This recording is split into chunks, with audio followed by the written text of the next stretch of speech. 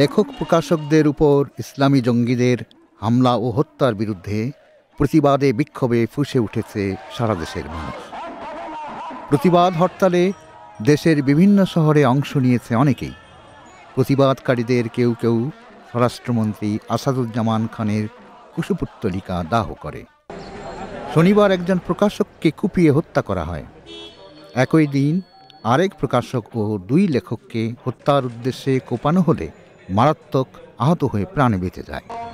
প্রতিবাদে অংশগ্রহণকারীরা বলছেন, অনেক লেখক প্রকাশক প্রাণের ভয়ে দেশ ছেড়ে দিচ্ছেন কিংবা লুকিয়ে বেড়াচ্ছেন।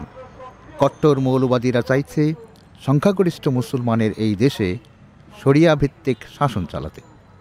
আল কায়দার একটি শাখা এই হত্যার দায় স্বীকার করলেও পুলিশ বলছে তাদের এই দাবির সত্যতা নিশ্চিত করা যায়নি।